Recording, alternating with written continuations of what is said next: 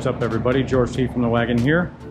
On this week's video, we're going to install an extremely important piece into a 66 VW bus, and that is a Blazecut fire suppressant system.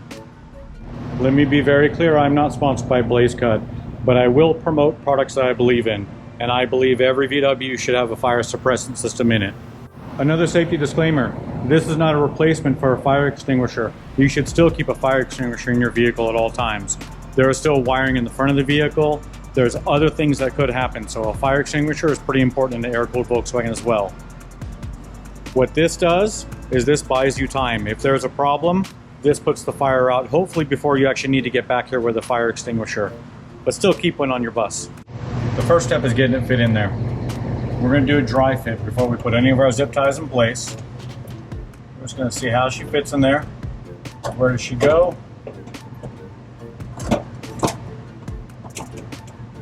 Alright. So that is the area that we're going to cover. That's where this sucker is going to get mounted. And the mounting is, crazy as it sounds, just zip ties. So this is what you want to pay attention to when you're dry fitting it. That sucker forced in there. Alright, I can see here, and here, and here. I know here, and here, and here are all going to be able to accept zip ties that are going to actually make contact with this. If you take the zip tie over too far, you're going to miss the fire suppressant. And you don't want to put this in a super tight bind. You want it to flow. You want its corners to flow nice and easy. After the dry fit, I go and I'm adding a piece of tape at every point that I know I'm going to be able to install a zip tie at. And that's as simple as it is to put the zip ties in. They slide right underneath this little channel right there. Little trick I do, this might be a little tricky one-handed, but I get the other side of it, and I hang on to it, and I pull it forward. Sorry for the horrible camera, gotta look at two things at once. So now that I have it pulled forward, I put a little bit of bend to it to make sure it's leaning towards the front. That way when I put it up there, I can easily grab it to bring it back to the front over there. We're going to repeat that process in every one of these back ones. I do it on the fronts too. I do it on the fronts over here as well. Not as drastically, it's so much easier to grab. But that back one, because you got the tank in the way, especially with the bay upgrade on this one, with that tank in the way, you want to put a little bit of bend on these zip ties to make them a lot easier to access when you need to.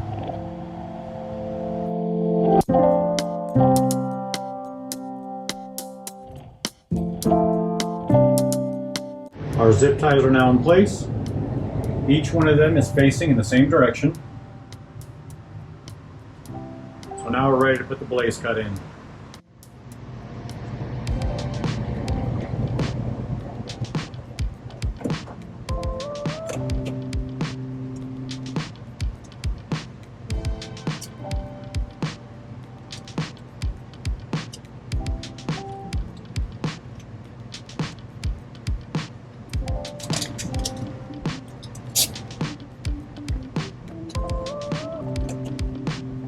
As you're installing each zip tie to it, don't tighten it yet. You just want to get them all on. When you're happy with it, just in case if you need to adjust it left to right, you don't have to fight the fact that you tightened up one of these things all the way.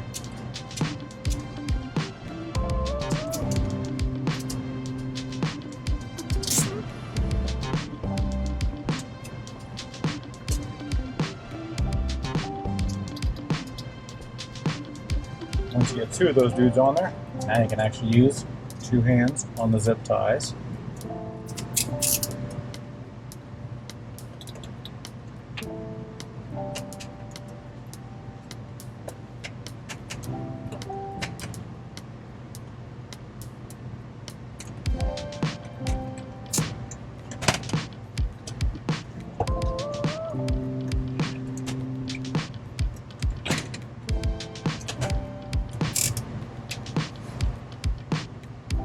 You notice I'm crossing over here, and that's because I need this gauge to be visible. If I put it here, you're going to have to use a mirror on it to see it. Keep in mind on some models of bus, they have this little bracketry here. You can see from the previous install that it had been rubbing there for a while. So I'm going to put a piece of hose on that just to be safe, so we don't run into any issues with that. This clip is too long, I'll just speed it up. But I figured real-time operation will actually be more impressive. As you can see how quickly this installs. These are a bit pricey when you go to shop them. They're a few $100s. Don't call me crazy, that seems like cheap insurance.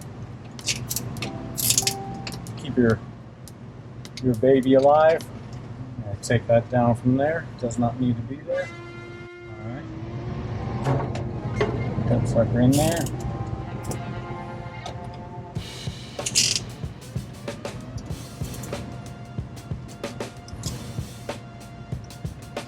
Alright.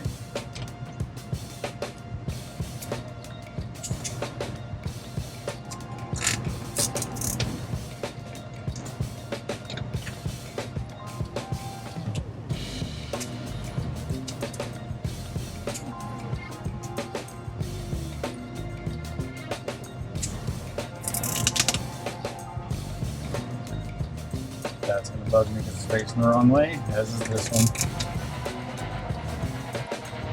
Get your flush cutters out and cut all your zip ties flush.